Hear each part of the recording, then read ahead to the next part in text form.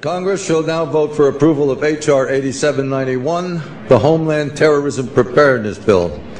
Said bill requests emergency response funding up to and including, this section is classified, dollars to prepare a national level terrorist attack and or attack from classified.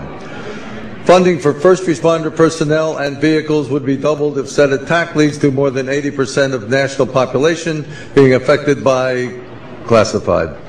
This funding shall commence in conjunction with the first attack on classified or the first large-scale outbreak of classified, dependent upon which comes first.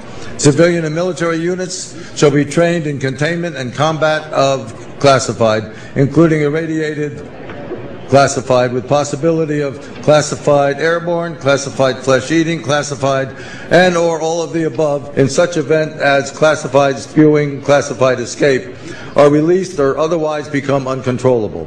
Air Force units may also be directed to combat said classified due to their enormous size and otherworldly strengths. Should event occur in urban areas, Jesus, that's classified, far surpassing our darkest nightmares. Should casualties exceed classified body disposal actions, shall be halted and associated resources shall be reallocated to classified underground, classified protected birthing centers. A new Bill of Rights shall be drafted and approved by classified. Having now reviewed the bill, I ask you to please cast your votes.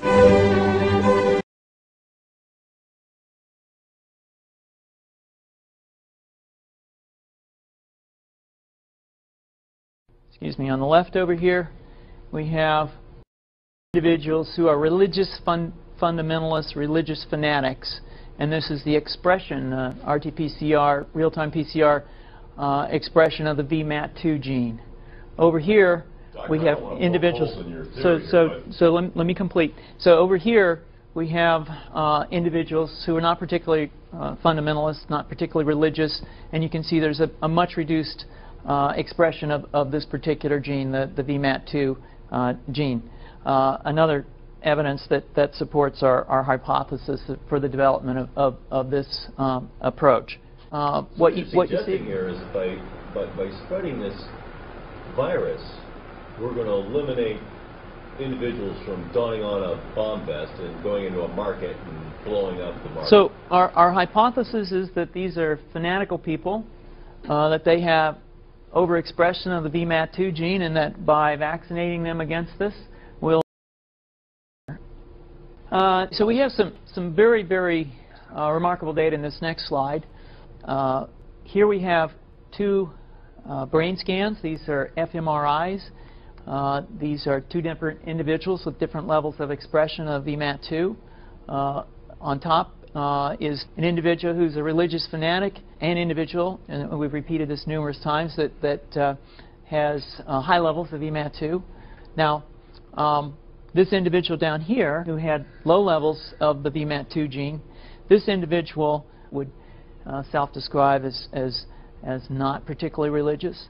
In each case, these individuals were read a religious text. This individual lit up the right middle frontal gyrus, shown here, and that's a part of the brain that's associated with theory of mind. It's a part of the brain that has to do with intents and beliefs and desires. In marked contrast, here's an individual who would not particularly self-describe as religious, and when they're read a religious text, what you see is that this part of the brain called the anterior insula lights up. This is a part of the brain that's associated with disgust or displeasure on hearing something. So you're suggesting I take a CT scan with me when I'm evaluating people to determine whether I put a bullet in their head? So the data that I'm presenting here supports the concept that we're proposing, and I think that we would not propose to do CT scans or fMRIs on individuals out in the hinterlands of Afghanistan. The virus would immunize against this VMAT2 gene, and that would have the effect that you see here, which is it's essentially to turn a fanatic into a normal person. And we think that will have major effects in the Middle East. How would you suggest that this is going to be dispersed? Aerosol? Well, so the present plan and the tests that we've done so far have used respiratory viruses such as flu or rhinoviruses, and we believe that that's a satisfactory way to get the exposure of the largest part of the population. Most of us, of course, have been exposed to both of those viruses, and we're quite confident that this will be a very successful approach. This is fascinating. What's the name of this proposal? Yeah, so the name of this project is FunVax, which is the vaccine for religious fundamentalism. And you have a proposal already? The proposal has just been submitted, and I think that the data that I have shown you today would support the development of this project, and we think it has great promise.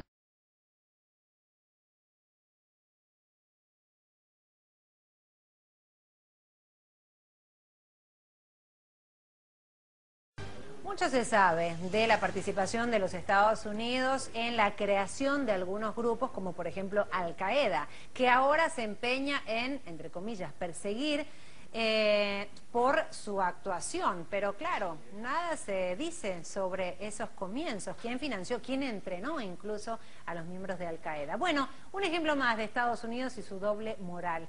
Hillary Clinton dio una entrevista a la cadena Fox News y habla sin ningún tipo de vergüenza con la relación.